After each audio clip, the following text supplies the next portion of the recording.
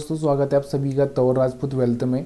तो कल के लिए हम चार्ट का एनालिसिस कर रहे हैं और यहाँ पर आपको देखने को क्या मिल रहा है। अगर आप चार्ट को ठीक से समझोगे तो यहाँ पर आपको समझ में आएगा कि अगर हम यहाँ पर कोई ट्रेंड लाइन डाल दें तो यहाँ पर आपको दिख रहा होगा। चलिए मैं यहाँ पर ट्रेंड लाइन डाल के दिखाता हूँ। तो ये थोड़ा सा सपोर्ट, रेजिस्टेंस, ट्रेंड लाइन, ये सब चीज़ें हमको बना ही लेना चाहिए। उसके बाद अगर आप देखोगे तो यहाँ से आपको दिख रहा होगा ये वाला, ठीक है। तो ये ट्रेंड लाइन मैंने यहाँ पर लगा दिया है। नीचे की साइड में भी चाहे तो आप यहाँ पर कोई ट्रेंड लाइन लगा सकते हैं, चाहे तो नीचे भी आप लगा सकते हैं। और एक और यहाँ से अगर आप चाहें तो यहाँ से आप लगा सकते हैं, लेकिन हम थोड़ा सा इस चार्ट को छोटा करेंगे। उसके बाद यहाँ पर दूसरा ट्रेंड लाइन लगाने की कोशिश करेंगे। अब यहाँ पर आपको देखने को मिल रहा होगा, ऊपर से लगा दिया मैंने। अब नीचे से अगर हम बात करें यहाँ से, तो सिंपल सी देखो, मार्केट को समझना है तो ये देखो, अब यहाँ से मैंने एक और ये डाल दिया, ठीक है, ये ट्रेंड लाइन डाल दिया। ये समझ में आ गया आपको। तो यहाँ से तो ये वाला हमारा जो चार्ट है वो चार्ट यहाँ पर समझ में आ रहा होगा कि ऊपर से ट्रेंड लाइन आ रहा है, नीचे से भी आपको ट्रेंड लाइन देखने को मिल रहा है।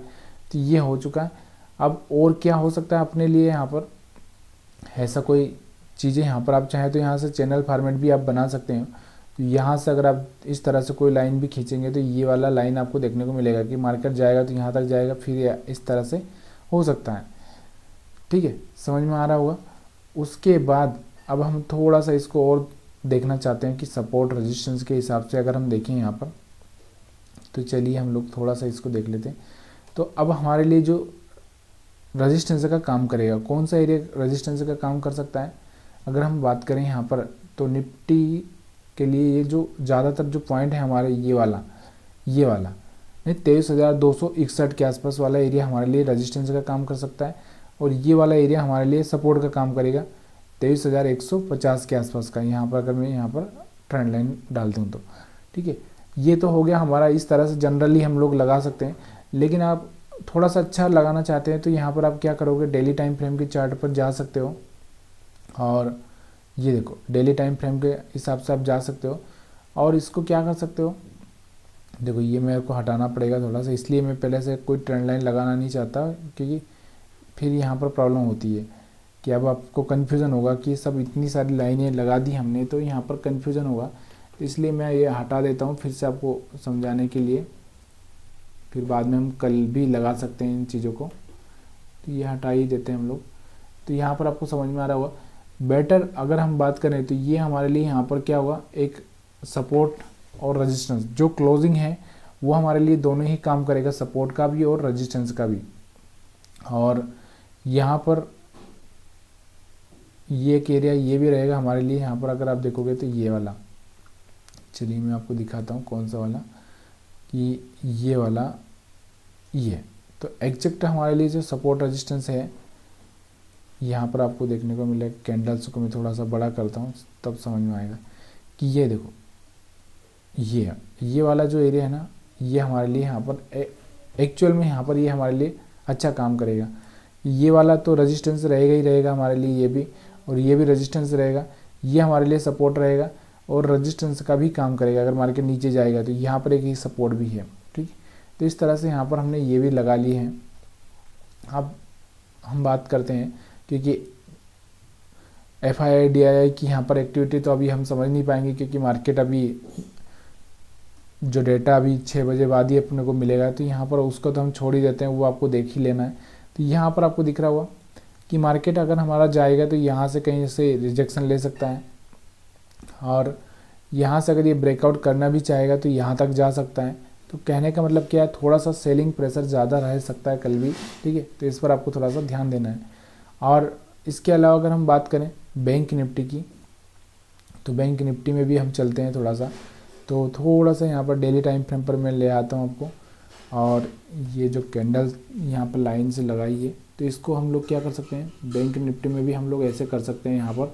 यहाँ पर इसमें बहुत छोटी सी कैंडल बनी है, और ये थोड़ा सा सिग्नल क्या है, छोटी कैंडल बनी है, मतलब यहाँ पर थोड़ा सा प्रॉब्लम हो सकता है कि मार्केट में एक रिट्रेसमेंट के बाद में फिर से एक सेलिंग देखने को मिल रहा है, मतलब। तो यहाँ पर ये सब छोटा सा सपोर्ट रेजिस्टेंस रहेगा, ठीक है, ये लगा लो आप। उसके बाद अगर हम बात करते हैं 5 मिनट के टाइम फ्रेम में, तो यहाँ पर कोई आपको वही जो हमने पहले ही लगा चुका हूँ, मैं आपको बता चुका हूँ कि किस तरह से चैनल फॉर्मेट को ब्रेक कर चुका है ये, ठीक है। अब यहाँ से अगर ये गिरावट अगर आती है तो पहला तो यही टारगेट रहेगा कि नीचे से यहाँ पर आए और फिर यहाँ से आपको दिख रहा होगा ये वाला पूरा पूरा एरिया और ये वाला गैप फिल कर दे। तो मार्केट में कल अगर गिरावट होगी थोड़ी सी ज़्यादा ही देखने को मिल सकती है, ठीक है। और नहीं होगी तो फिर मार्केट थोड़ा सा वहीं पर थोड़ा सा ऊपर नीचे होता हुआ आपको देखने को मिलेगा। और यहाँ पर आप चाहें तो एक ट्रेंड लाइन इस तरह से डाल सकते हैं, क्योंकि जब तक इसके ऊपर है तब तक तो आप बाइंग का ही थोड़ा सा प्लान करो। जैसे ही इसको ब्रेक करेगा, रिटेस्ट करेगा, आप थोड़ा सा सेलिंग का प्लान कर सकते। अभी कल ओपन कहाँ पर होता है ये थोड़ा सा इम्पोर्टेंट होता है कि अगर मार्केट अगर इसके नीचे ही सीधी इसको ही ब्रेक करके ओपन हो जाता है तो फिर प्रॉब्लम होगा। अब हम एसएल हंटिंग की भी बात करते हैं, तो देखो अभी एसएल हंटिंग की बात करें तो थोड़े सेलर यहाँ पर पड़े हुए हैं, बायर के तो एसएल यहाँ पर हिट हो चुके हैं, ये बायर से बचे होंगे और यहाँ पर कोई छुटफुट बायर से आया होगा 48,000 के आसपास, तो वो बचा होगा, ठीक है। तो सेंटीमेंट नेगेटिव ही है, पॉजिटिव है नहीं, लेकिन फिर भी हम लोग यहाँ पर देखेंगे अगर यहाँ से कुछ मोमेंटम देखने को मिलेगा। अब थोड़ा सा यहाँ पर और भी जो चीज़ें हैं, क्योंकि अब ये हमारे लिए तो काम करेगा नहीं, जो मैंने कल चैनल फॉर्मेट बनाया था वो तो आज ख़त्म हो चुका है, क्योंकि अब नया कुछ बनाना पड़ेगा या फिर नया कुछ देखना पड़ेगा। क्योंकि कोई चीज़ें चलती है जब तक तो अच्छी चलती है, और जब नहीं चलती है, जब उसको ब्रेक ही कर दिया तो फिर हम कुछ नहीं कर सकते ना। तो इसलिए हम लोग क्या करेंगे, इसको चैनल फॉर्मेट को तो हटा ही देते हैं। अब हमारे पास में बिल्कुल चार्ट है और इस चार्ट को मैं थोड़ा सा क्या करता हूँ कि अब मैं थोड़ा सा सिंपल तरीके से आपको यहाँ पर लाइनें डालता हूँ, ये वाली लाइन हमारे लिए और ये वाली लाइन, ठीक है, ये समझ में आ गया आपको। और इसके अलावा अगर हम बात करें तो यहाँ से ये वाला, ठीक है, तो ये चीज़ें आपको समझ में आ गई। अब हमारे पास में जो चैनल फॉर्मेट है वो कौन सा है, ये वाला हो गया। कौन सा हो गया, यहाँ से लगा के यहाँ और यहाँ से लगा के यहाँ और फिर यहाँ से यहाँ और फिर यहाँ से यहाँ, ऐसा चल सकता है। लेकिन अगर इसको ब्रेक करेगा, रीटेस्ट करेगा, तो फिर यहाँ पर ये वाला एरिया कवर हो सकता है 48,000 का, ठीक है। तो अब ये हमारे लिए रहेगा, ठीक है। वो कल छोटा चैनल फॉर्मेट था, आज बड़ा चैनल फॉर्मेट आ चुका है अभी हमारे पास में, ठीक है। तो यहाँ पर अगर चाहें थोड़ा सा इसको और लाइन को चाहें तो आप नीचे खिसका सकते हैं, 1 मिनट, ये ऐसे नीचे भी ले सकते हैं। तो ये चीज़ें समझ में आ गई। और मार्केट ने यहाँ पर अगर आप देखोगे तो इस लाइन का टेस्ट भी कर दिया, या फिर हम बोल सकें कि यहाँ से अगर हम बात करें तो ये वाला एरिया यहाँ से टेस्ट हो चुका है, तो यहाँ से गिरना ही चाहिए, मेरे को जहाँ तक लग रहा है गिरना चाहिए। अगर आप चाहें तो यहाँ से भी कोई ट्रेंड लाइन इस तरह से डाल के रख सकते हैं, ताकि आपको यहाँ पर पता चले कि क्या हो रहा है।